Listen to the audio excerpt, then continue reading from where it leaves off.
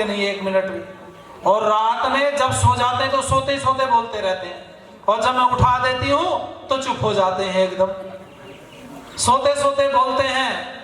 Doctor ने कहा बहन जी दवाई की जरूरत नहीं है। बोले ओ तुम्हें सलाह की जरूरत है। बोले क्या मतलब? कि इस बेचारे को दिन में बोलने का मौका दिया करो। आज दिन में तो बोलने देती नहीं, और रात में ही बेचारा बोल लेता, वो भी स्वप्न में उठ जाए तो उसको भी चुप कर देती है। तो मैं कहूंगा भाई पुरुषों पर भी अत्याचार नहीं होने चाहिए और माताओं पर भी नहीं होने चाहिए। गृहस्थ जो है ना वो पता है क्या है, एक गाड़ी के 2 पहिए हैं, एक पहिया छोटा एक बड़ा होगा, गाड़ी चलेगी नहीं। हाँ, स्त्री पुरुष की लंबाई में अंतर हो सकता है, सुन लो सब जने। स्त्री पुरुष के रंग में अंतर हो सकता है, स्त्री पुरुष की उम्र में अंतर हो सकता है, स्त्री पुरुष की शिक्षा में अंतर हो सकता है, लेकिन दोनों का जो संबंध है उस संबंध में कोई अंतर नहीं है, दोनों का संबंध बराबर होता है, दोनों समान होते हैं।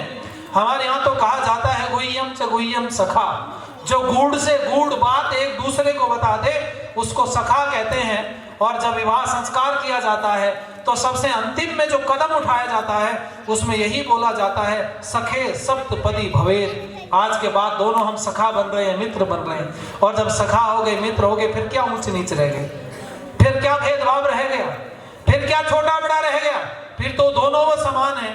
और मैं आप लोगों से निवेदन करूंगा भाई देखो ध्यान दीजिएगा, माताओं के हाथ में जो अधिकार है ना, मैंने कई माताओं को देखा है। हम मुनि जी एक संस्था चलाते हैं, मुंह जवानी चलती है, कागजों में कम चलती, जमीन पर ज्यादा है, परिवार संवाद के नाम से।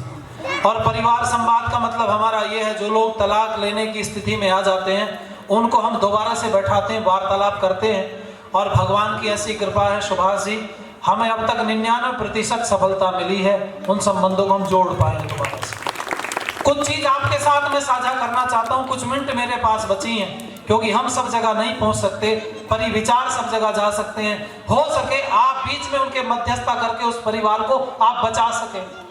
मैं कहना चाहूंगा मेरे साथ पास एक केस आया, और वो केस ये था कि दोनों पति पत्नी अलग होना चाहते हैं, 2 साल तक दोनों इकट्ठे रहे हैं, विवाह के बाद में बैठ जाओ बहन जी, थोड़ी देर की तो बात ही है, ज्यादा जरूरी ना हो तो बैठ जाओ, है ना।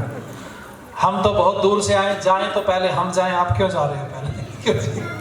थोड़ी देर की बात है, ज्यादा जरूरी हो तो चुपके से एक एक निकलना, इकट्ठी निकलोगी तो इकट्ठे उठेंगे फिर दूसरे दिन, इसलिए क्षमा करना बहन। दोनों अलग होना चाहते हैं, 2 साल विवाह रह करके एक साथ रहे हैं, विवाह होने के बाद 2 साल एक साथ रहे, कभी झगड़ा नहीं हुआ, कभी लड़ाई नहीं हुई, और फिर एकदम से बम फूटा और वो दोनों अलग अलग होने लगे। मेरे को दोनों पक्षों का फोन आया कि हम दोनों संभालना चाहते हैं पर परिवार अब जुड़ने की स्थिति में नहीं है, तलाक होने के कागार पर। आप अगर एक बार चर्चा कर लेते तो क्या पता परिवार बच जाता। हमने कहा चर्चा कर लेते हैं। मैं जब गया तो दोनों मुझे वो वकील के यहाँ पर मिले, वकील के चैम्बर में। मैंने कहा भाई सब लोग बाहर निकल जाओ, मैं इन दोनों से बात करना चाहता हूँ 2 मिनट। तो दोनों के परिवार वालों ने कहा कि ये लड़ते बहुत हैं आपस में, हाथापाई पे भी उतर सकते हैं, याद रखना। मैंने अलग अलग बैठा लिया, दरवाजा अंदर से सटा दिया। मैंने कहा देखो तुम्हारे पास 5 मिनट है, 5 मिनट लड़के को बोला तेरे पास है, 5 मिनट तेरे पास है। तुम्हें 5 मिनट में अच्छाई नहीं बतानी, ये बतानी है वजह कि मैं इसे क्यों छोड़ना चाहता हूं, और तुझे वजह बतानी कि तू इसको क्यों छोड़ना चाहती है। कोई मुश्किल काम तो नहीं है। बोले मुश्किल कुछ नहीं है। मैंने कहा फिर बोलो। मैंने टाइमर लगा दिया। मैंने कहा बेईमाना किसी की नहीं करूंगा, ज्यादा किसी को सुनाऊंगा नहीं, 5 मिनट केवल बोलना है। लड़की ने कहा इसी से पूछ लो, ये बहुत गंदा है, बड़ी गाली देता, पहले यही बोल देगा। वो तो हो गई शुरू, उनको तो मौका चाहिए था। उसने कहा इसकी जबान भी बहुत लंबी है, मेरे आसपास के लोगों से पूछ लेना फलाने की बहू कैसी है, सब बता देंगे। जब इतना कहा मैंने कहा भाई किसी को तो बोलना पड़ेगा पहले। लड़के ने कहा जब आप कह रहे हो तो मैं ही बोल देता हूं पहले। मैंने टाइमर लगा दिया। लड़के ने बोलना शुरू किया। मेरा विवाह हुआ, मैं शराब नहीं पीता था, एक बारात में चला गया, 2 वर्ष बाद की चर्चा है जब से आपस में चर्चा हुई है। मैं गया, मेरे मित्रों ने मुझे कसम दे दी और कसम के पीछे मैं फेल हो गया। इसी की कसम दी, तेरी पत्नी की कसम, तो एक अगर एक पैक नहीं लगा तो कहने लगा इसकी कसम दी और इसी को मैं प्यार करता हूं, इसकी वजह से। एक मैंने पैक पी लिया, फिर दूसरा पिया, फिर तीसरा पिया। जवान नौजवान था, शराब पी और बोला जब बारात से लौट करके मैं आया, रात को 11 बज रहे थे घर में, किसी ने दरवाजा खोला, तो इसने मेरा मुंह सूंघा और सूंघते ही कहने लगी पी के आए हो तुम? तो मैंने हाथ जोड़ के कहा हाँ मैं पी के आया हूं, मैं जानबूझ करके नहीं पी, मुझे कसम दे दी तेरी वजह से मैंने शराब पी ली तेरी कसम दे दी। तो इसने कहा बिना मतलब की बकवास मत करो, मैं शराब पीते हो इसका मतलब तुम छुप छुप के पीते होंगे, मुझे पता नहीं। इसने हाथ जोड़े, इसने कहा मैं तेरे पैर पकड़ लूंगा, तू आराम से बोल, मेरे पिताजी को पता चल गया तो डंडा चला देंगे मेरे पर, मेरे पिताजी से मुझे बचा ले। कहने लगा, ये मानी नहीं, इसने शोर मचाया, मेरे पिताजी आए, मेरे पर डंडा बजाया, फिर मैंने खड़े होके गाली निकाली, उल्टा सीधा बोला। फिर कहने लगा, अगले दिन फिर मैं गया, मेरे मित्रों ने मेरे से पूछा कल क्या हुआ, मैंने बता दिया, उन्होंने फिर शराब पिलाई, फिर मैं घर आया, फिर गाली शुरू हो गई। कहने लगा मैं बिगड़ा हुआ नहीं था, शराबी नहीं था, पर इसने मुझे बैठा करके कभी 2 मिनट प्यार से बात करने नहीं दी, इसलिए इसका और मेरा, अब मैं इसके साथ नहीं रह सकता, ये बहुत गाली देती है। 2.5 मिनट नहीं बोल पाया, मैं तो विस्तार से बात बता रहा हूं, वो 2.5 मिनट नहीं बोल पाया, चुप हो गया। मैंने कहा क्यों? कहने लगा ये बहुत गलत स्त्री है, सम्मान नहीं करती पति का, इसलिए मैं इसके साथ नहीं रह सकता। बात खत्म हो गई। मैंने कहा अब तू बोल बहन। इसने कहा कि सुनो, हाँ ये बात सच है कि पहले शराब नहीं पीता था पर बाद में पीने लगा, इसने मेरे घर वालों को गाली दी, मुझे उल्टा सीधा बोला, इतनी गंदी गालियां मुझे दी मैं तुम्हें सुना नहीं सकती हूँ। कहने लगी इतना गंदा आदमी शराब पीता है, कभी सुनता नहीं, बात नहीं मानता, मैं इसके साथ क्यों रह लूं? मैंने कहा ठीक है। दोनों की बात 2.5 मिनट के अंदर में खत्म हो गई। मैंने कहा तुमसे ज्यादा निकम्मा बेवकूफ कौन होगा? 2 साल साथ रहने के बाद में 2.5 मिनट की बीमारी के चक्कर में 2 साल के संबंध को छोड़ रहे हो। अरे 2.5 मिनट तो वैसे ही मौन रह करके व्यक्ति काट सकता था। 2.5 मिनट नहीं बता पाए एक दूसरे की कमी और तुम अलग होना चाहते हो। मैंने कहा सुनो, उस लड़की से पूछा, मैंने कहा दूसरा विवाह करेगी कि नहीं तलाक के बाद, ये बता। सब जने सुन लो ध्यान से। लड़की ने कहा देखेंगे। मैंने कहा देखेंगे नहीं, मैं लिख करके दे सकता हूं, तू दूसरा विवाह करेगी। अगर दूसरा ना किया होता, दूसरा करने का मन में ना होता, तो तेरे वाणी पर कुछ और शब्द होते, वो शब्द तो मैं आपको नहीं बताऊंगा यहाँ पर, आप अकेले में पूछोगे बता दूंगा, क्योंकि बहुत बहन बेटियां यहाँ पर बैठी हैं, कईयों को अगले आंकड़े मिल जाते हैं, वो गलत चीजों का प्रचार नहीं कर। मैंने कहा मैं मनोविज्ञान पढ़ा हूं, 2 मिनट में पता चल सकता था, तेरे शब्द बता रहे तू दूसरा विवाह करेगी। और उस लड़के को बोला, मैंने कहा तू तो भूखे मरने की तैयारी कर ले, एक ही विवाह मुश्किल से होता है आजकल। ये हमारी छोटी बहन बोल रही थी ना छवि, कि अपने लाडले बेटे के लिए बहू कहां से लाओगे जो बेटी नहीं बचाओगे, तो दूसरा विवाह होना मुश्किल है। मैंने कहा भूखा मरेगा, गंदे कपड़े पहनेगा और कोई व्यक्ति तुझे अपने घर में नहीं बैठाएगा। ध्यान देना, ऐसी परिस्थिति, इसने स्त्री छोड़ दी और गंदा काम किया। तो वो हाथ जोड़ के कहने लगा मेरी गलती कहां है, ये चुप नहीं बैठी। मैंने कहा बहन तू दूसरा विवाह करेगी ना, तो सुन ले, ये तो केवल शराबी है, अगर दूसरा व्यक्ति जुआरी भी मिल गया, भांग पीने वाला मिल गया, इंजेक्शन लगाना वाला मिल गया, तो क्या उसको भी छोड़ करके फिर तीसरा करेगी? चुप हो गई। मैंने कहा सुन बहन, केवल शराब की बीमारी थी ना? बोले हाँ। मैंने कहा एक बात बता, शराब छुटाना आसान है, पति को छोड़ना आसान है? बोलो सब जने जरा, जो बोलो, शराब को छोड़ना आसान है, पति को छोड़ना? बोलो जरा। और छोड़ किसको रही है बोलो?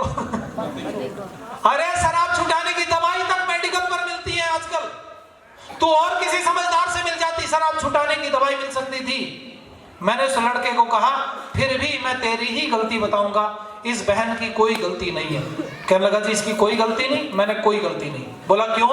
मैंने कहा ये बता, शराब तूने पी थी या तेरी पत्नी ने पी रखी थी? बोला शराब तो मैंने पी थी। तो मैंने कहा तेरी पत्नी जो बोली वो तुझे सुधारने के लिए बोल रही थी या तुझे बिगाड़ने के लिए बोल रही थी? बोला बोल तो सुधारने के लिए रही थी। मैंने कहा तेरी पत्नी सुधारने के लिए बोल रही थी। हाँ, एक गलती इसकी ये है कि चाहती तो सुधारना थी, पर तरीका सुधारने का इसको बोलो नहीं आता, इसको शब्द नहीं आते थे, बस इतनी इसकी गलती है। और मैंने कहा सुन ले बहन, अगर तेरे मन में थोड़ी सी बात आई हो ये सोच करके, और मैं गारंटी से लिख करके दे सकता हूं, एक अच्छे व्यक्ति को छोड़ने वाली स्त्री को कभी दूसरा अच्छा व्यक्ति नहीं मिल सकता। नोट कर लेना जीवन। पति में अगर कुछ गलती है ना, उसको बर्दाश्त कर लो बहनों, क्योंकि अगर इसको तुमने छोड़ दिया तो इससे बढ़िया तुम्हें दूसरा कोई मिलेगा नहीं, मिलेगा तो इससे खराब ही मिलेगा। मेरा बड़ा कड़वा अनुभव है इन चीजों में, मैंने बहुत लोगों को देखा, इसलिए ध्यान देना। मैंने कहा अगर तेरे मन में आ रहा हो तो मैं एक समझौता कर सकता हूं। क्या? मैंने कहा भाई तू तो छोड़ दे शराब आज के बाद। यही चैम्बर में हम 3 आदमी बैठे हैं, और मैंने कहा विवाह हुआ था जब तेरा तो पंडित जी ने इससे तेरे पैर छुआए थे? बोला हाँ जी। तो मैंने कहा जंगल में मोर नाचा किसने देखा? आज अकेले में मौका है, तू इसके पैर पकड़ ले। 1 मिनट तो लगी नहीं, ये तो तैयार बैठा, डर गया ना। मन में डर नहीं आता, ध्यान देना, तब तक व्यक्ति में सुधार नहीं आता।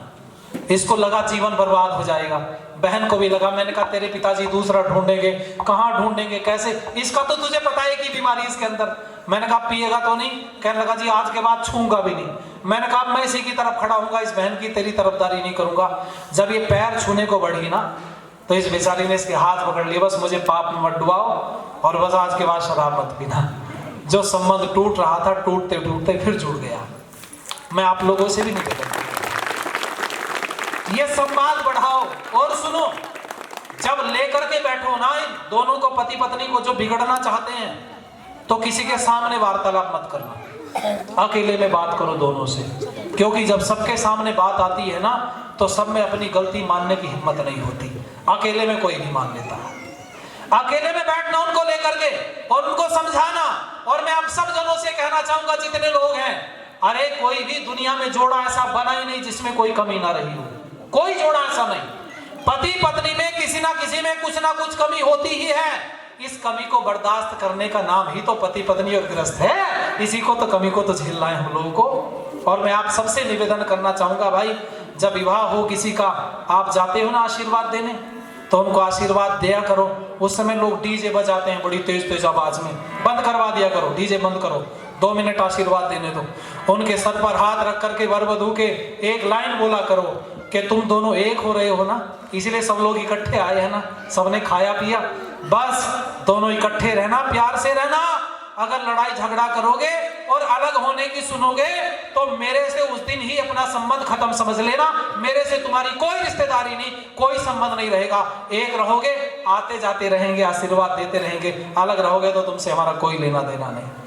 उनको डर, जब हर व्यक्ति यही बोलेगा, उनके सर पर हाथ रख करके उनको ये बोला जाएगा, इकट्ठे रहोगे तो हम तुम्हारे हैं, इकट्ठे नहीं तो हमसे तुम्हारा कोई मतलब नहीं। ये डर भी गृहस्थ में जबरदस्ती जोड़ करके रखता है। ये भय ही तो है। अगर अकेले में विवाह हो जाता है तो मुझे ऐसा लगता है शायद वो बहुत जल्दी टूट जाते हो संबंध। लव मैरिज ऐसी जो शादियां होती है ना, ये जल्दी टूटती क्यों है? सब नहीं टूटते पर ज्यादातर टूटते हैं। कारण क्या है? अकेले में विवाह कर लिया, थोड़े दिन में एक दूसरे की गलतियां समझ में आई, मन भर गया, छोड़ दिया। पर जब 1000 लोगों को बुला करके हाथ धुलवाए ना, भोजन कराया, इतने सारे लोगों के सामने फेरे लिए, बैठ करके माथे पर मोर लगा करके नाचे गाए, इतना बड़ा आयोजन हुआ। अब अगर मन में आता भी होगा ना छोड़ने का, तो छोड़ नहीं सकता, ना पत्नी छोड़ सकती ना पति छोड़ सकता। इसलिए आओ, ये लाइनें मैं आप लोगों के लिए समर्पित कर रहा हूं। और जो समय आप लोगों ने 5 बजे का दिया था, बहुत देर से आपने घड़ी नहीं देखी, आप देख लेना जरा।